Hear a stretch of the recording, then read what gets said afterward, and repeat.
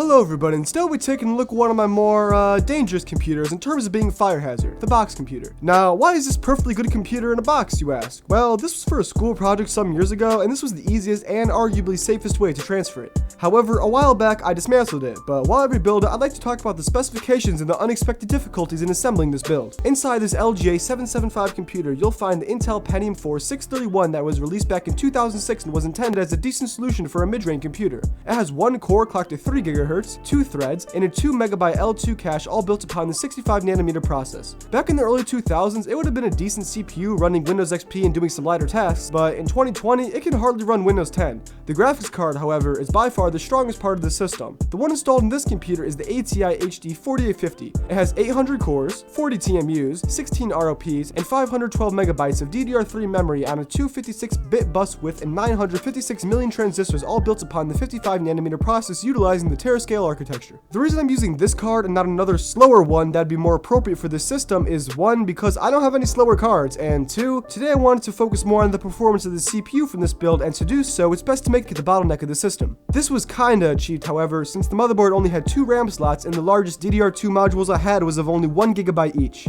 And last but not least, the storage solution I used in this computer was a good old 200 GB Western Digital WD-2000 IDE hard drive. Surprisingly though, reinstalling Windows did not take an extremely long time, and I got the system up and running in no time at all. Also, you'll notice that in the corner of the motherboard lies a few SATA ports. I could have plugged in a few spare laptop SATA hard drives, but I felt that this old IDE one was a better fit for this computer considering the age of the rest of the components. And it may seem so, but the setup of this computer wasn't actually smooth at all. To start, the first 4850 I plugged into the system just up and died. I mean, I'm none too gentle with my older hardware, but this card has blatantly refused any digital output, and I was sad to see it go since I've been planning a 3-way crossfire with this card. Also, when I first turned this computer on after 2 years of dormancy, for some reason I thought that it was just ready to go, and after a minute of running, I was like, that's weird, why is the CPU fan running at like 10,000 RPM? So, being the cautious, scientific person I am, I poked the heatsink with a screwdriver, and it turns out that when I last used it, I unscrewed the heatsink and left it resting on top of the CPU, and it wasn't actually screwed in. This was very bad for the system, and I immediately cut power and screwed it back in.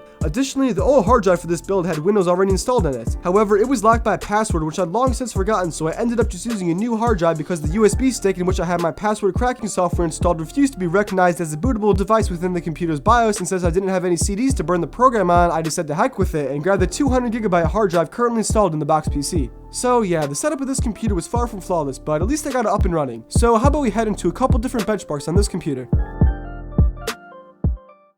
The first test consists of the computer's general usability on the Windows 10 operating system, and in short, it was abysmal. There was severe input lag, the usage animations were extremely slow, and simply opening up the file explorer saw the Pentium 4 pinned at 100% usage. I also tested how video playback performed on this system. Now, I don't use Edge, but I was hoping for a successful benchmark so I didn't have to spend another 10 minutes installing Chrome. Unfortunately for me, YouTube ran terribly on this browser and was not usable to a reasonable degree. Google Chrome, however, ran much better despite infamously utilizing large amounts of system memory. Here, there was still some slight input lag, but overall it ran much better than Edge. Additionally, video playback performed a bit better in Chrome, and I was able to load and interact with multiple tabs simultaneously on only 2 GB of RAM.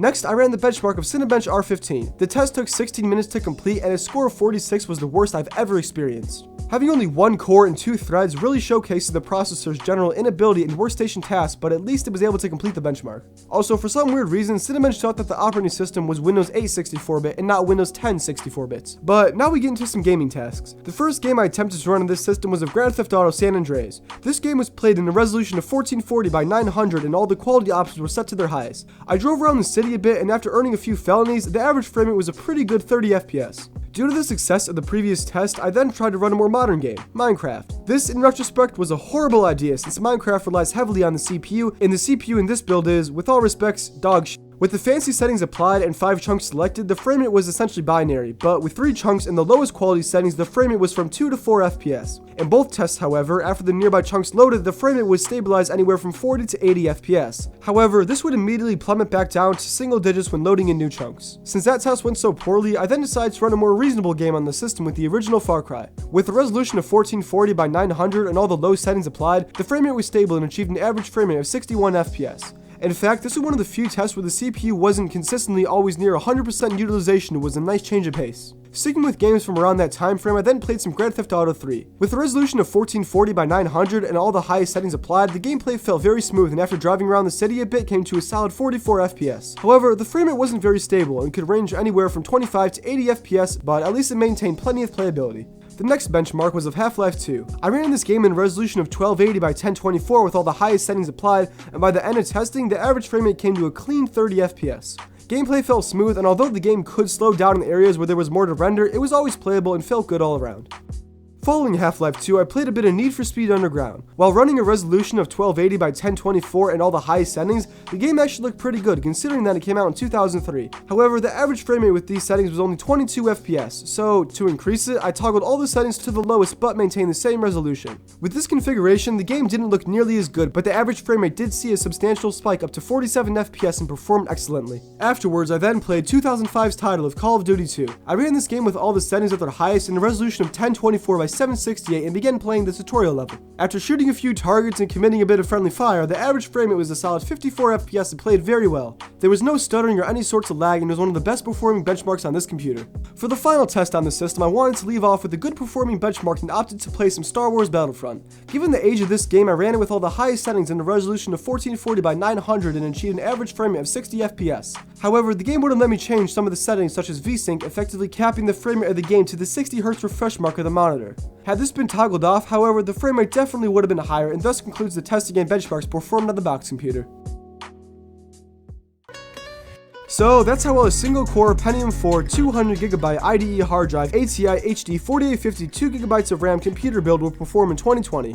And yeah, it's pretty bad, but honestly I expected it to perform way worse, as in binary frame rate in every benchmark. However, typically only games released a few years before this processor ran well, and I'd say it was by far the biggest bottleneck of the system, with the system memory being a close runner-up. Also, I realized that after I finished benchmarking testing that I actually did have multiple 2GB sticks of DDR2 memory that I could have used in the system, but I don't think it would have had much impact on the performance of this computer, considering that the processor was so incredibly weaker than the rest of the components. Additionally, when I first installed the 4850 into this system, Windows was only running basic display adapter drivers on it, which in Far Cry got a crappy frame rate in the lower 20s. But after I installed the proper drivers, the frame rate spiked up to what you saw in the previous benchmarks. And one last thing before you go, do you want exclusive videos and unreleased footage with a behind the scenes look into the channel? Well, then join the Discord, link in description. Regardless, thank you for watching and I hope you enjoyed the video. Also, please leave a comment below because interactions with viewers will help boost this video in the YouTube algorithm, and I guarantee that I'll respond to your comments. While you're at it, please subscribe because it helps a lot in video quality and production and also positively affects my day. Finally, leave any questions or suggestions in the comments below and have a great day. Bye!